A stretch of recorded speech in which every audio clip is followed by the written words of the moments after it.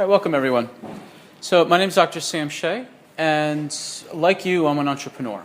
And what we're going to talk about today are the unique health issues that entrepreneurs face. Many of you have already described them when you're introducing yourselves, either obliquely or directly. That being an entrepreneur is inherently stressful. You've got to be everyone to everything, and it's all on you at the end of the day. And when in doubt, you take one for the team, even if it's you as the solo team in your business, and it's your health that's usually sacrificed in the name of your business. So what I'll focus on today is how you can actually improve your business, have a better life, save time, save money, save energy, increasing focus, better decisions, and so forth, by investing in your health. That health is not the last thing that one should invest in, but actually the first thing. If anything, just as a business decision. Now, many of us have made the reverse, and we've suffered the consequences of that. And one of the things I wanted to acknowledge that as entrepreneurs, we actually have a very special place in society. And we are basically the vanguard of our culture. We're the ones who make jobs, we create the businesses, we move products forward, we're the innovators, people that bring, if we don't create the thing itself, we help bring it to market. We're the risk takers. We're also the ones most frequently maligned. Right now, the main villains in almost all the TV shows and movies are small business owners. I don't know if you've noticed that, but I certainly have. When in doubt, it's the evil business person. So we're the ones that take the shots, yet we're the ones that are actually moving things forward. And you're the ones that actually demonstrate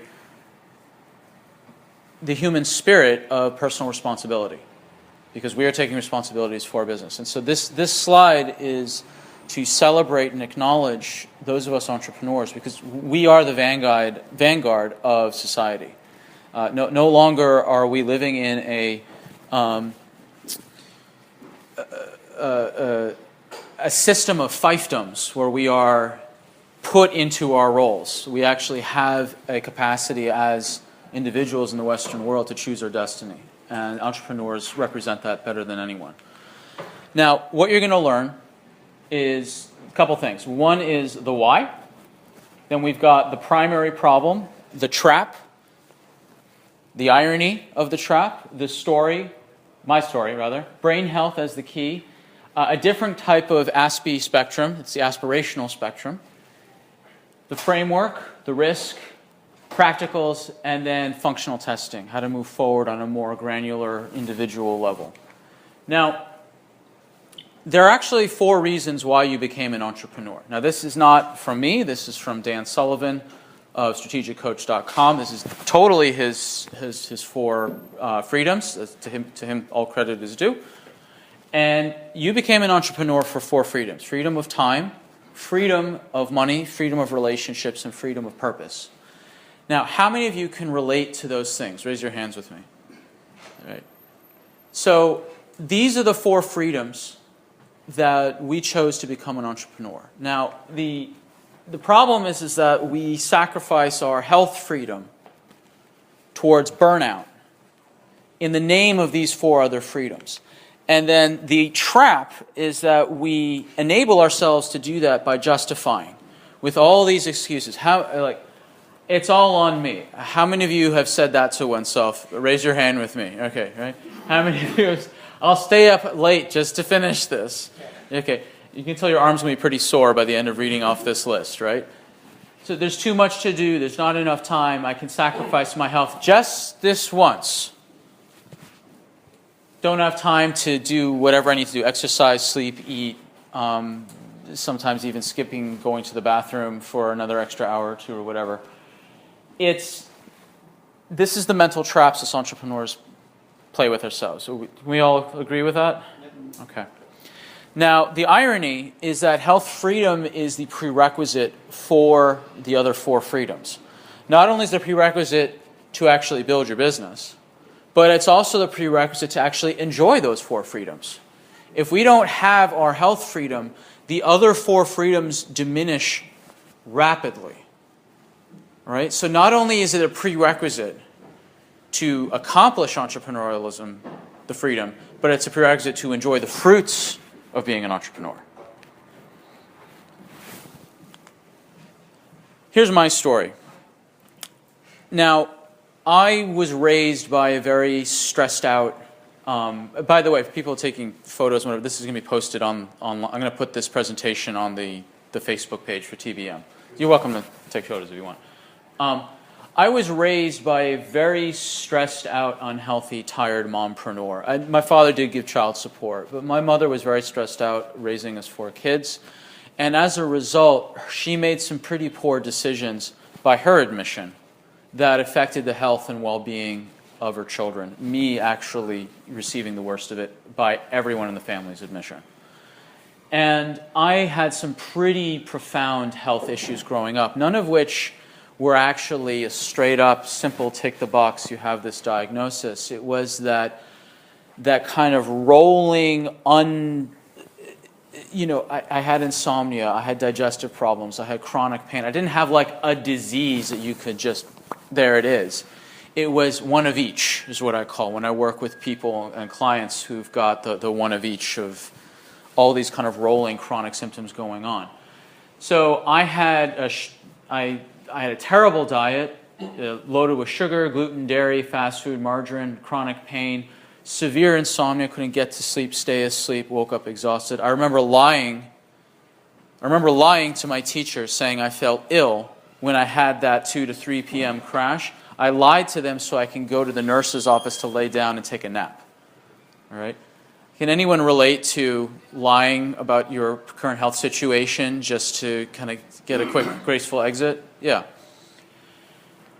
I was physically assaulted quite a lot in school for a period of about 10 years. Now, I don't call it bullying, I call it assault. And the difference between bullying and assault is only 2 things. You're still in school and you're under 18. That's the difference. So if you're in school, you're told to suck it up and deal with it. When you're an adult and out of school, you file a lawsuit and call the police. That's the only difference I can see. So I wasn't believed. I was told it was in my head. And to cope, I developed 2 addictions, video games and sugar. Now, some of you may not directly relate to video games, possibly not even sugar, but most people can relate to screen addiction, whether it's Facebook, social media, Game of Thrones, whatever your gig is, or it's food, or it's something else. It could be alcohol, cigarettes, gambling, it doesn't matter. But how many of you can have someone in your life? It can be you, it could be someone else, you don't have to identify as you or not. How many of you can relate to addiction touching your life? Okay, that is everyone in the room. Everyone, 100%. So, yeah, it wasn't a really good time. I burned out, and I figured out my own recovery. And as a result, I put together some frameworks to help people not only with the health of their physical health, but also their mental, emotional health, including the addiction space. This is not going to be a talk on how to deal with addiction. That's a completely separate framework, as you can probably tell, it's not a 5-minute chat. I have loads and loads and loads of free content online. You can put my name, Dr. Sam Shea, onto YouTube. You can put my name into iTunes. You can put it into Google, and you will find my blog articles. You'll find the interviews. You'll find people who've interviewed me for summits, on podcasts. I have over 60 videos on YouTube, a good chunk of them devoted to addiction. All my frameworks are up there. Okay, so if that's a concern of yours, you can talk to me privately, either now or chat on Skype or whatever, but you can also go and dig around on the interwebs if you're interested. Because all of you raised your hands on addiction. This is a topic of interest on some level. My vision is that aside from helping people who are dealing with chronic issues like I did, and dealing individually people with addictions, my vision is twofold. One is to support entrepreneurs for the precise reasons I mentioned in the very beginning. That the entrepreneurs are ultimately the decision makers and the people who move society forward. The second is to build an online addiction academy to train health coaches in my new model to help with addiction. I have a brand new model that takes into account the best of all functional medicine, what we've learned about in the past 80 years. And it's also a secular model because one of the issues with 12-step is that a lot of people are turned off because it's very top-heavy on theism.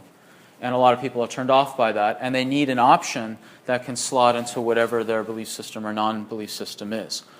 Again, this is not an addiction talk. You can look that up. But my goal is to focus on training health coaches, and of course individuals as well, but really the vanguard of natural medicine and also dealing with addiction is having a coach and group coaching led by a health coach. So these are the people I need to train up. Right? Now, there's an aspirational spectrum, because we're talking about health, and health is not only for those who are lacking it. Health is a spectrum. You have people who are all the way on one side, who are chronically unwell and wants to get out of pain. Your chronic fatigue, your fibromyalgia, your autoimmune diseases, thyroid issues, hormone problems, any sort of issue that is debilitating. They want to get out of something bad. Then you can move more towards the middle to feeling normal, or in this part of the world, she'll be right, it's fine, or meh, coping up and down, carrying on. This is kind of, I'm just going to cope through these years. And the goal is to not go backwards. The primary health goal is just to kind of tread water. Then you've got the aspirational end of the spectrum, and this is where you hear terms like biohackers, for example. These are people who want to be not just normal, but optimal, higher functioning, better, able to get more done with less time and less stress. Having the creative capacity. This is where you have performance, optimal entrepreneurs, biohackers, and other people who are not trying to get out of pain, but trying to aspire to something greater. Now, this is all a spectrum. And the good news is that the framework that I'm going to share with you, the 10 pillars of health, applies to everyone on the spectrum. Absolutely everybody. So it doesn't matter if you're over here or you're trying to get up here, the framework will apply. So if you feel like you're totally fine, you just want to aspire, this talk is going to be relevant to you. If you feel you're down here, this talk is going to be relevant to you. If you're kind of treading water in here, again, relevant to you. Right? And then this is not coming from theory, this is from absolute clinical experience of working with people. All right? Working with people all the way far end over there to people up here. Same exact framework helps all ends. All right? Now, this is the framework. This is the 10 pillars of health. Now, I've studied multiple health systems. I trained in acupuncture, trained in chiropractic. I was trained by one of the best osteopaths in this part of the world. I learned rehab back in chiropractic school. I've studied mind-body medicine for over 20 years. I've read my bookshelf. The stuff I haven't read is up to here, but the stuff that I've had slogged through is pretty substantial, and I've come across all sorts of different health frameworks. And what I did is I created my own based off of the chiropractic triangle of health, which was physical, chemical, and emotional. But that model was developed back in the late 1800s, which was brilliant for the time, over 120 years ago. Life's a bit more complex and nuanced from what life was like back in the late 1800s. So this framework, I designed it to be Western. I love Chinese medicine. I know 5-element theory. I even studied Ayurveda at one point, almost went to Ayurvedic training back in India. I realized that I needed a Western model, and that one didn't exist that fit everything that was going on with people. So if you tell someone in Chinese medicine, you have spleen qi deficiency, what does that mean? I mean, can you? Some people can genuinely explain that. I can't explain it, but it's not intuitively grasped by the lay public. Here's what is graspable. Your brain and hormone system, your bowel and your digestion, your physical body, including your genetics, your structure, chronic pain, old injuries, bad dental work, burst exercise, walking, movement. So this is the movement exercise piece. Toxic exposure, what you voluntarily and involuntarily put into your body. Nutrition. This includes all the food, all the nutrients you need on a daily basis, and I include sunlight and oxygen in there. This is not just breakfast, but routines.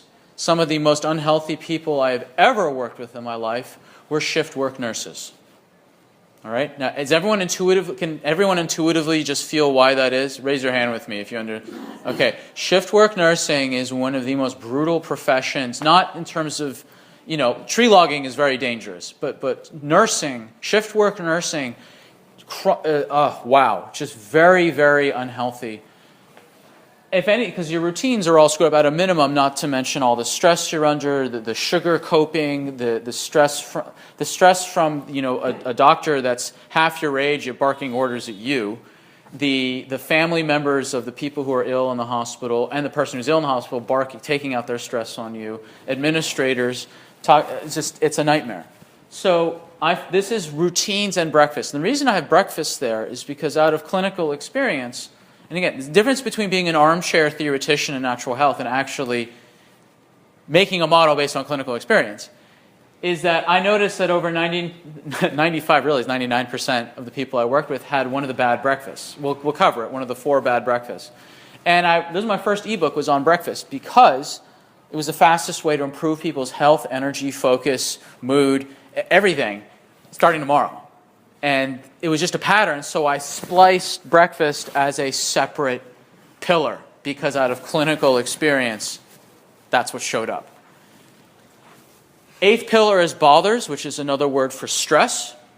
All types of stress, financial stress, marital stress, social stress, clutter, past traumas, current traumas, anticipated traumas, whatever it may be, that's the stress bucket. Bugs is number 9, and that's infections, whether it's hidden inside your gut or mold in your environment. Some people may ask, why aren't bugs with bowel? Well, because mold isn't. This is actually a separate issue. It's related. All of these are related, of course, but infections have to be their own separate category, primarily because of the mold issue. I mean, I lived in New Zealand for 8 years, and mold is a terrible problem in houses over there. Bedtime is the last one. So bedtime is sleep. Duration, quality, consistency, and depth. I was in a severe insomniac for 12 years. Me and sleep go back a long way.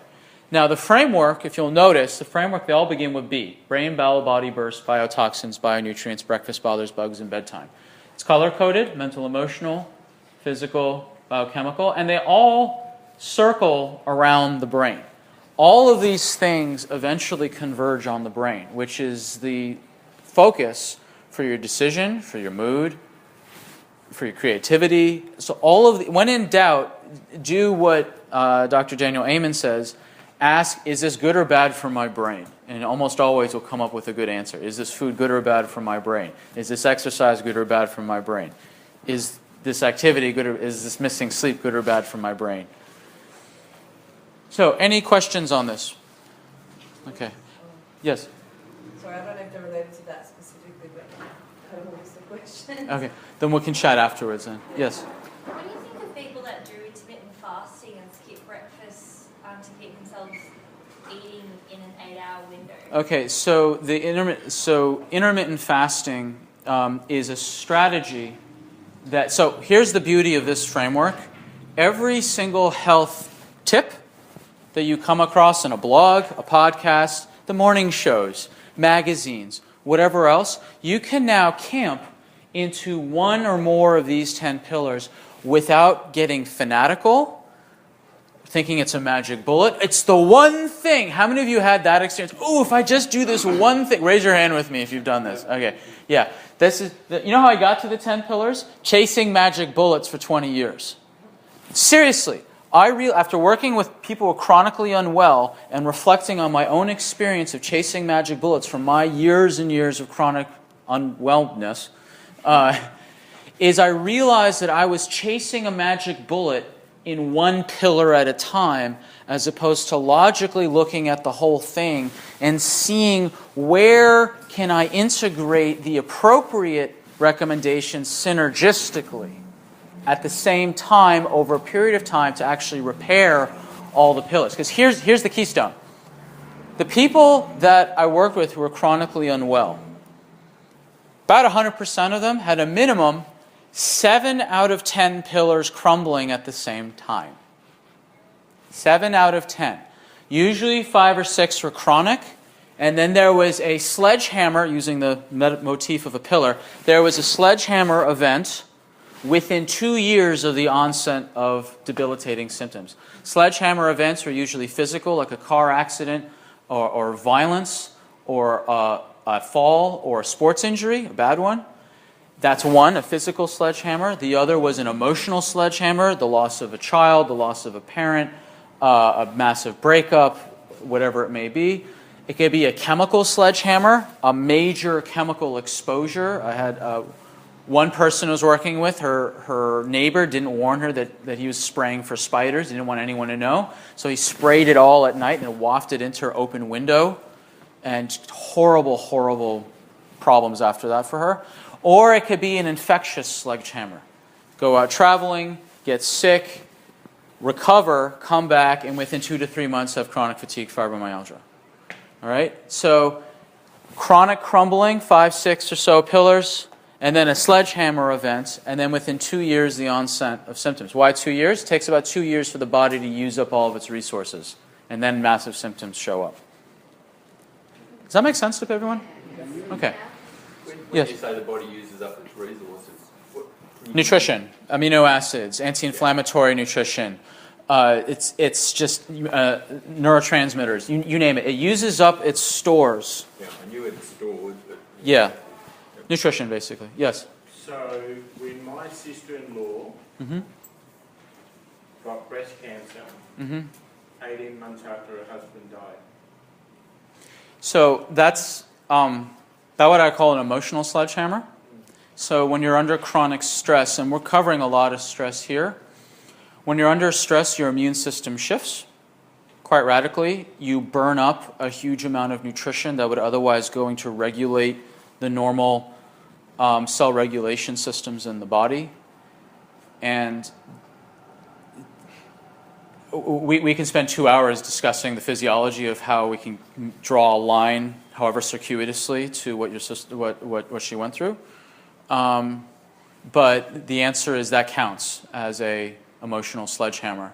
And how it manifests in people individually, that's based on genetics. Excuse me. Yes. In fact, here's that slide right here. Yes. When you're saying emotional, let's say it's grief. How That counts. long can that live in the body for? So my father is a world expert on trauma. He's published 2 books and got a MacArthur Genius Award for it. He worked with Vietnam veterans for over 20 years. He's a world expert on post-traumatic stress disorder and another term called moral injury, which is about betrayal of what's right in a high-stakes situation by someone in authority. That's usually happens at the same time as PTSD, but they're not the same thing. When you have moral injury, you lose trust, and then trust isn't left with a vacuum. It's filled with the anticipation, expectation of harm, humiliation, and exploitation. And this is where you get behaviors that people lose trust and then they behave in ways that are detrimental. So grief, it depends on how... my father said the body keeps the score. So that's a very succinct way of saying that emotional threat, emotional injury is interpreted by the body as a physical threat or a physical injury. Does that make sense? Yeah. So, going to your question, the risk is that if you don't invest in your health, this is basically 20 years on one slide. This is my career all on one slide. This is the cycle of all chronic disease.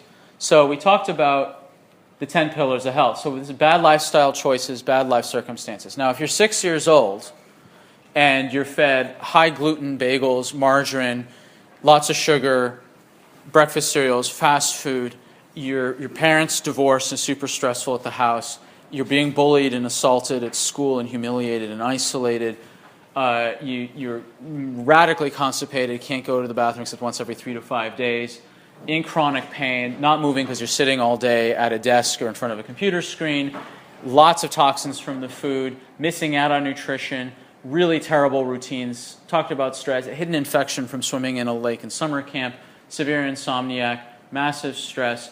That's not a choice as a 6-year-old, is it? That's a circumstance. Does that make sense? So sometimes what happens is not voluntary. Sometimes. Spoiler, you could probably tell I was talking about myself in those 10 pillars, right? So I had all 10 pillars in spades. So when you have chronic poor choices or circumstances, it's interpreted through your genetics. That's what these green arrows are, genetics. And it creates one of the 4 adaptive responses. So the adaptive responses are either inflammation, dysregulation of sugar tissue breakdown, or free radical damage. Chronic adaptation. Now, why is this adaptation? Because your body's trying to cope with all this toxic stuff that's going on. Not even just like toxic, like physical toxins, but all these bad choices, bad decisions. It's trying to cope. It's trying to adapt. Chronic adaptation plus genetics leads to damage to one or more of the 3 main body systems, hormones, gut health, and the detoxification system. Damage over time through your genetics will express as symptoms: fatigue, low mood, indigestion, weight gain, cravings, insomnia, chronic pain, hot flushes. This is typically the middle-aged mompreneur I was talking about. How many of you know mompreneurs like this? Okay? Symptoms leads to coping, which we call a bad lifestyle choice, which then leads to more adaptation, which then leads to more damage, which then leads to more symptoms, which then leads to more coping. And round she goes. Does this make sense? Yes. Can I see a show of hands if this makes sense? Is anyone, any questions on this cycle? By the way, if you understand this cycle, you know more about chronic disease than 90% of the people on the planet. You know more about how chronic disease happens than 90+% of people on the planet if you just know this slide. And yes? I have a question about the bedtime pillar that you Uh-huh. There's so many theories about bedtime, and you should stick to a strict bedtime and wake up as well. So if you wake up at 6 o'clock in the morning during the week, then you need to do that on the weekend, and you need to be in bed by 10 o'clock. And I suck at all of that. Time means nothing. I do what I do, and when I get to sleep, I sleep, and I try and do at least a good 4, if I can, 8, 10 solid hours. If I can't, yeah. So sleep is a subject of my next ebook. I have 100 slides written up already on it. Sleep is a long, complex subject. We're going to touch on it in a bit because I will cover these pillars in a bit more detail. The reality is that sleep is in orchestra with all of these other ones.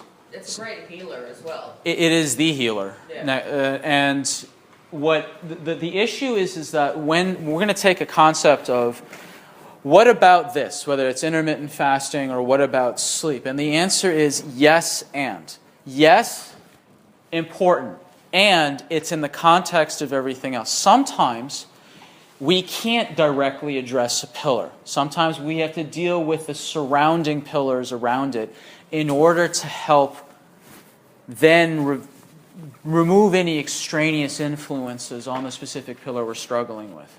I'll give you another example. Say I work in the addiction space. People who struggle with alcohol, some people, they just ain't giving up that toxin. It's like, okay, but they still want to work with me. It's like, okay, so let's work on all the other 9 pillars. And we'll just leave, as long as they're not being destructive to themselves or others in a very overt, dangerous way, then I'll be okay. Let's try to minimize. I have one guy I'm working with right now who's trying to come down from 40 units a week. 40. He's down from 80 of alcohol. He's down from 80. He's now at 40. And the goal is to get him under the threshold defined by the Center for Disease Control as heavy drinking, which is under 14. Okay? So I said, use kombucha as the bridge from 40 to 14. Have the 14, but bridge the rest with kombucha. Just, can you do that? And he's like, I think I can do that. It's like, let's do that. So again, it's not about absolutes. A real clinician is a pragmatist. What's realistic? So in that, going laterally to that example, sometimes dealing with sleep is dealing with everything else.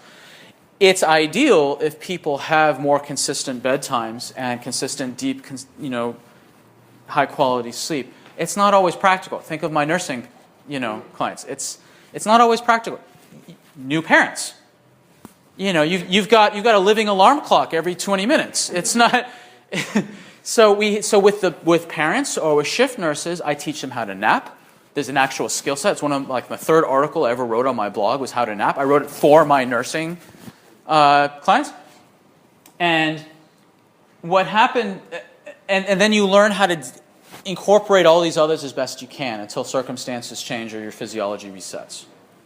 Now, that's a specific to sleeping, but we get the bigger picture of how we take one pillar question. This is the thing. I heard this on this podcast. I heard this on this morning show, whatever. Stick it in the 10 pillars and let it balance out. Let it sit and marinate so we don't get lost in magic bullet therapy.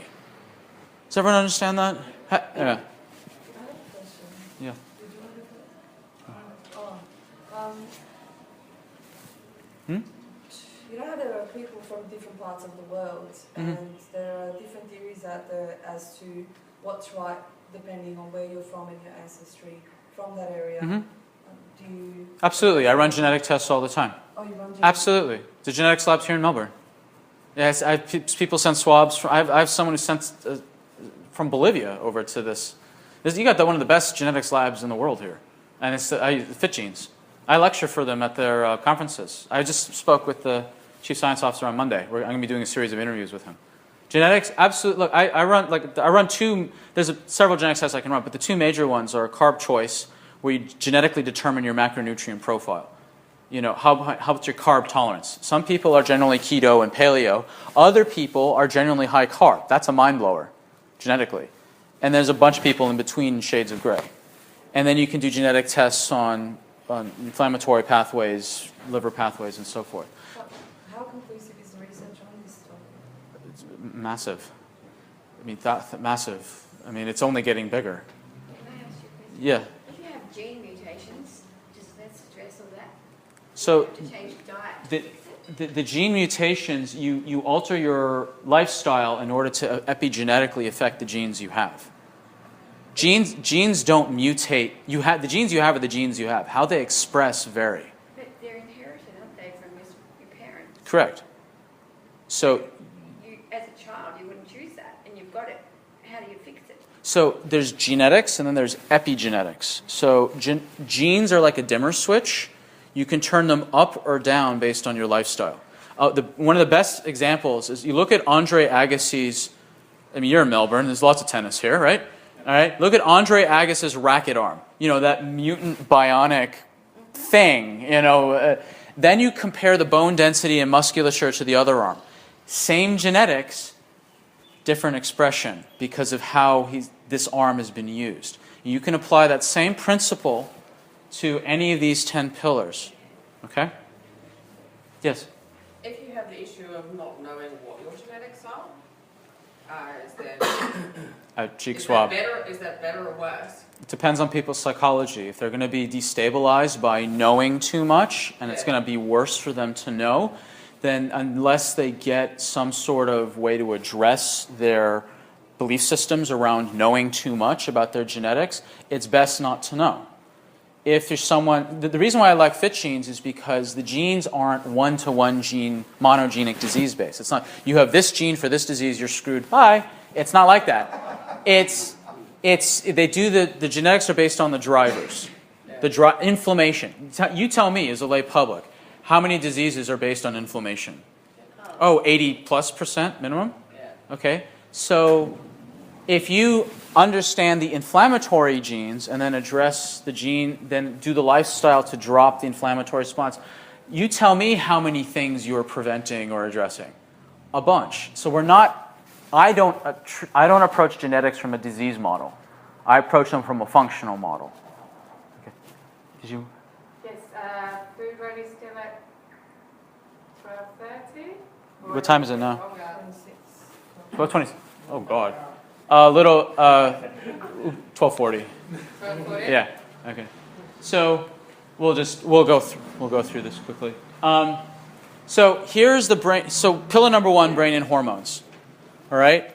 So this is the mistakes that entrepreneurs make. How many of you can relate to unending chronic stress and decision fatigue? Right. So, and hard, as we further on our stress, it gets harder and harder to adapt. This is due to the adrenal glands. We stare at screens too much as entrepreneurs, at least nowadays. And so we get overstimulation, our dopamine pathways get harmed. I have a generic recommendation is I've got my ebook, which I wrote on breakfast, which is really, it's the first one I wrote.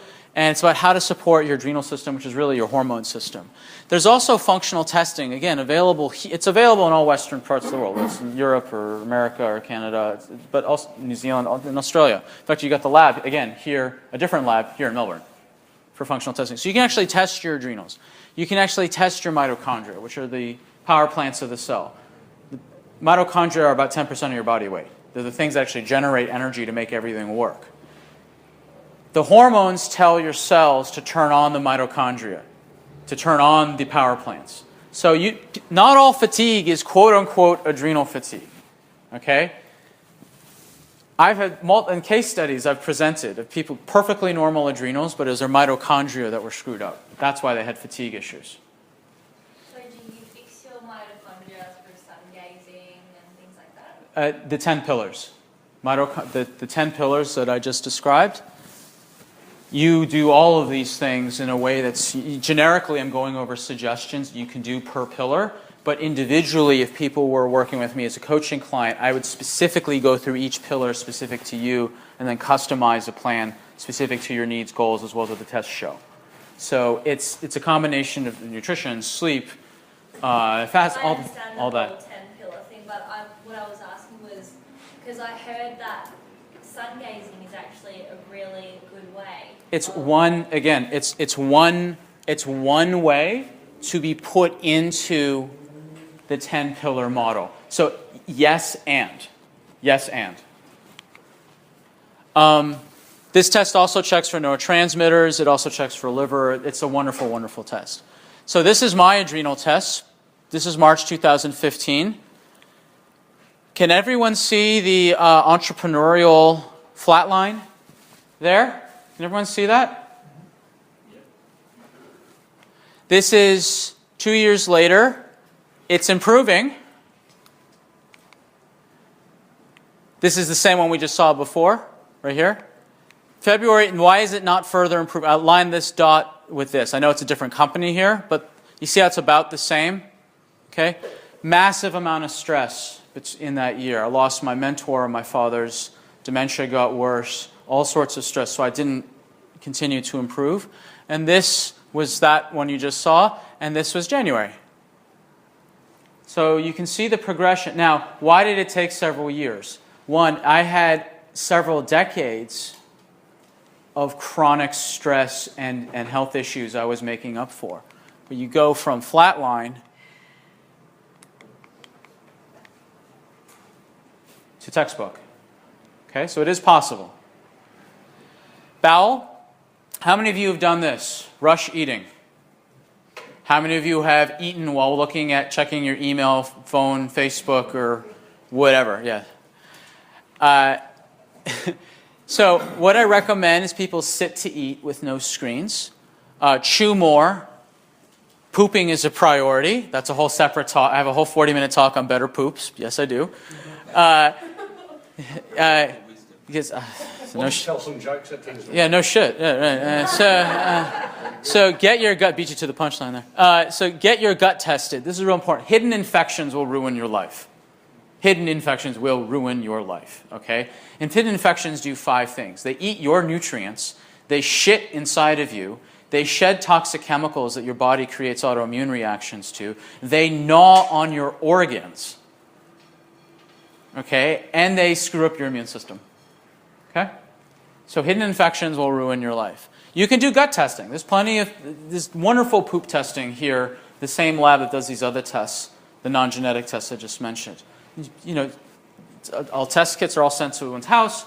You do that, you saliva sample or a urine sample or a poop sample in the comfort of your own home, mail it off, get the results. I get the results, interpret it, and so on.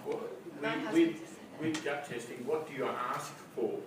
There's a set, so functional testing, so I'm not talking about medical testing, I'm talking about functional testing, which is the testing that I do. I'm not a medical doctor, okay? Functional testing is where they check for all sorts of pathogens that the medical doctors don't test for. You can go to a medical doctor right now and get your standard 10, 12, 15, whatever. The ones that I'm talking about test for over 100. One of them tests for 25 versions of fungus. 15 are Candida species, 9 are non-Candida species of fungus. People say, oh, I have Candida. Really? Which one? And then it's also, you can test, if you have an infection, if bacteria or fungus, they will actually culture these things and then test it against 12 antibiotics and several different nutraceuticals, herbs, to see what will actually work. So you actually know what to take to actually get rid of the infections. It also checks for multiple digestion markers. Can you absorb fat, protein, carbohydrates? Are you actually able to digest things properly? So it's a preset lab. It's not I want to order this, this, and this. It's a giant panel. There's 3 separate panels, at least I order through NutriPath here. Each one has its own uses, but they're massive panels. And you use a naturopath to... Or someone like me. Yeah, use someone who's trained in functional medicine. So whether it's a naturopath or a well-trained chiropractor, certain acupuncturists, certain osteopaths, some medical doctors are even doing this now, but you need someone who understands functional medicine. All right, and right now Australia is kind of under attack a little bit with natural medicine, and so I encourage you to fight for your rights. So this is the body, this is genetics, posture, injuries, weight balance. So how many of you have sat too much? Raise your hand with me. All right. What I recommend for that is take breaks. There's a free app called Time Out by Dejal. Wonderful, beautiful, brilliant little app. You can set like every 15 minutes, it'll send a wonderful little person, zenning out, float image on your screen to take up and walk, move your eyes, move your eyes around out of the screen. There's a culture here in New Zealand of pushing through injuries. How many of you have pushed through injuries? Stuntman, I'm looking at you. Okay. So I recommend people go see a hands-on clinician, chiropractor, trained acupuncturist, physiotherapist, osteopath. Gary, he has his own skill set, very unique, I might add. Genetic testing. We already addressed this, and you can get genetic testing here. Sitting, this is from the WHO. Sitting is the new smoking. How many of you have heard of this little catchphrase? Sitting is the new smoking. Okay, you can literally just Google this image. Put sitting is the new smoking. You'll find all sorts of freaky statistical correlates of sitting is worse than smoking. Exercise. Now the mistakes people make are over-exercising or under-exercising. So how many people here have experienced the guilt of over-exercising? Okay. And how many of you gone through periods of under-exercising? My hand raised for both, if you didn't catch that, all right? Now, lack of movement, there's movement and then there's exercise. Some people have an emotional trigger to the word exercise. I say movement, all right? This is bursts, this is jogging. See a difference? Okay, I grew up outside Heartbreak Hill in Boston, Massachusetts. I asked my mother at age 6, Mommy, why do they look so sick? All right. Functional testing for inflammation. I recommend people walk, just move more. This is an example of a genetics test. You'll forgive the formatting when I had to convert this to PowerPoint to put on a new machine. This person, these are 15 genes for inflammation. You'll see the inflammatory pattern. Over half the genes in these 15 are pro-inflammatory. And then especially these 3, the CRP genes are for liver. So this is an actual person I work with. Whenever she over-exercised, she started to put on more weight and her hormones got screwed up. Why? Because when you over-exercise, you trigger an inflammatory switch and you start to retain water. How many of you know people, the more they exercise, the fatter they get? Yeah. That's inflammation, not a lack of discipline. That's an inflammatory issue, not a caloric issue. Her hormones got screwed up because her liver got gummed up with all the inflammation, so it couldn't process hormones. So I had a very succinct chat with her and her trainer, mostly her trainer, like, you got to cut back. She's over-inflaming. And I can prove it. All right? Can you hold on the questions? Because I just want to finish them. Thank you. This is just a small snippet of what genetics can reveal. All right? This is 5 pounds of fat. That's 5 pounds of muscle. Fat is actually an endocrine organ. It's a wind-up. You hit a threshold, it's over 30 BMI, your fat now is to generate more inflammation, which then generate more fat. So it becomes a vicious cycle. And so you can reverse this, but it takes a combination of genetics, an anti-inflammatory lifestyle, and so on and so forth. The answer to these people is not more exercise. I mean, The Greatest Loser is one of the most abusive shows I've ever seen on television. You see these people getting abused when this is not the right method for them based on their genetics. Bio-Toxins, eating too much, wrong food, unhealthy energy drinks, fizzy drinks, alcohol, sugar. The generic recommendations is go to the farmer's market. The next recommendation is go to the farmer's market. And the third recommendation is please just go to the farmer's market. All right? The vast majority of your toxic exposure from food will be solved by going to the farmer's market from a legit farmer. Drink water and low-sugar kombucha. Eat more broccoli and more cabbage. Cabbage is by far the cheapest liver-friendly vegetable out there, and it lasts forever in your fridge. I always keep a cabbage in my fridge as emergency vegetable matter.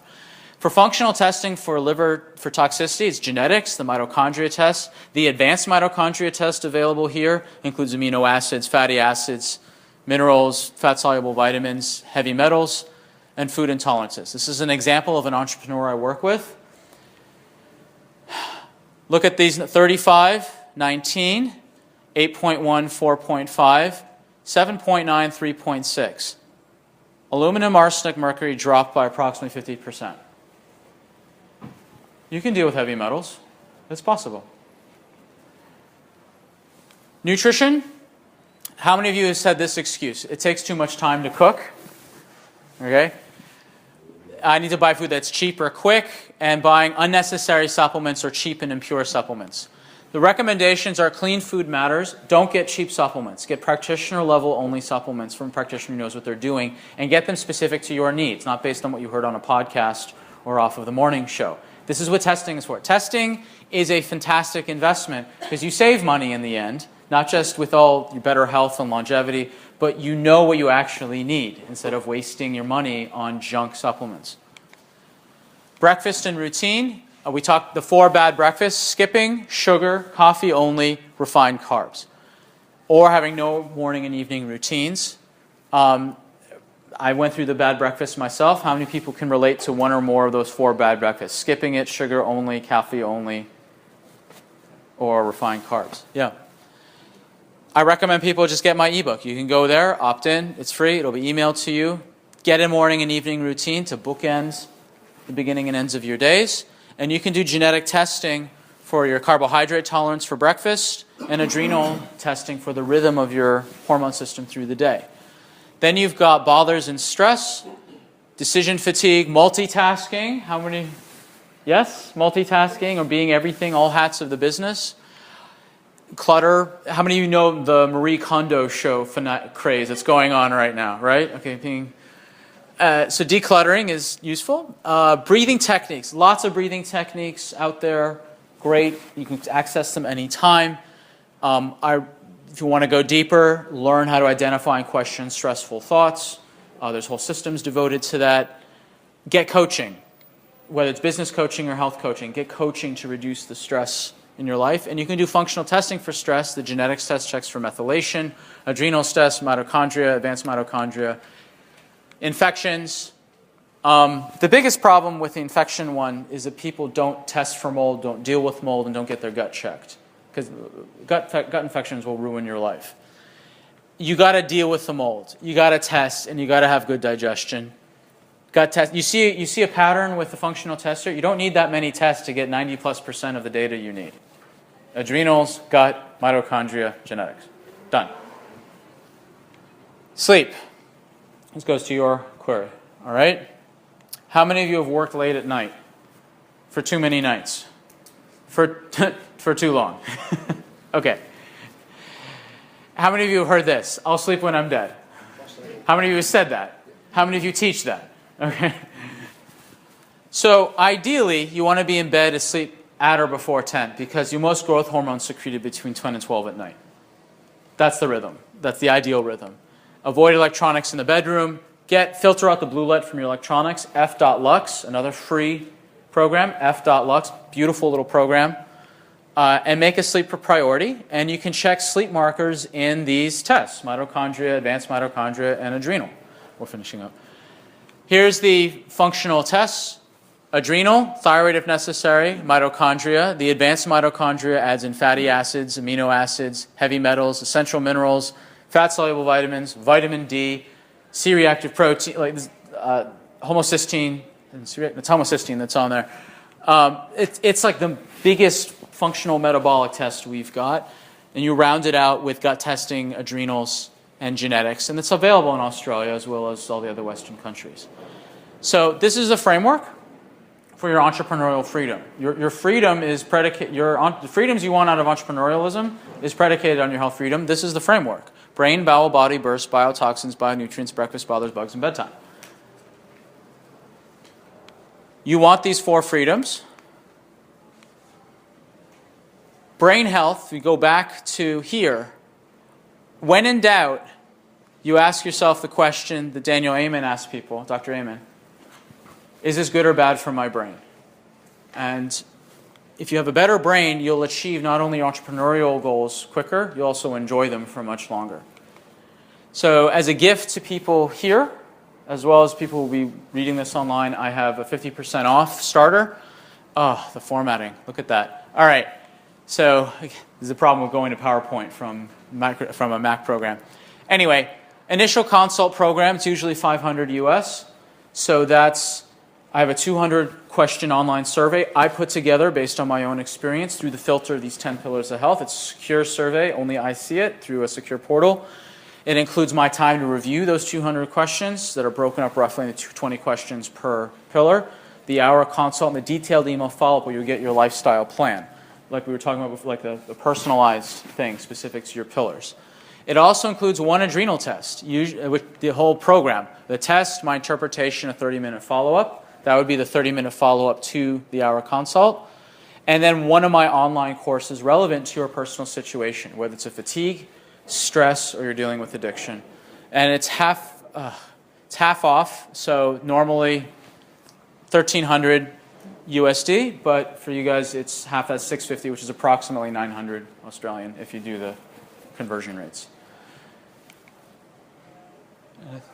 So next steps are you can talk to me individually at the lunch, or if you want to schedule a no-charge discovery call, you can go to my website, drsamshay.com, or you can just schedule right into my calendar for 15 minutes, no charge, happy to chat. Any questions? Yes? I don't like vegetables. I don't like the texture and I don't like the taste. Mm-hmm. Which, when you go to the farmer's market, what do you see? Vegetables. I don't apologize for that, but at the farmer's market. But here's a strategy that this has come up. Look, I know it's because of my body chemistry that I don't like the taste. So I want to know how to change my body chemistry so I actually do start liking some of this stuff. Well, there's different mechanisms. There's different vegetable delivery mechanisms. So you can, as a temporary measure, do vegetable-based powders from reputable sources, like companies that I use that are practitioner only. You can also blend vegetables into soups. And that's a great way to hide. It's how you hide vegetables in your kids' soups. You just blend it up. I mean, seriously, so whether you're a kid or grown up and you can't stand vegetables, then you, a big kid, whatever, you can do that. Come and live with me for a week and bloody you, I'll tell you. Yeah. So those are 2 strategies until your system balances out. The other thing, there may be some emotional things underneath it where you were force-fed vegetables when you were younger and it created an emotional imprint. Like, here comes the plane, and it's just, I mean, you saw, it happens. Could not leave the table until the plate was clean and whatever. So there's an emotional component that can be worked with as well. One of you had some questions that I asked you. Yeah, you had a question before. Was that about the sun gazing? No, I can't remember the question. Okay.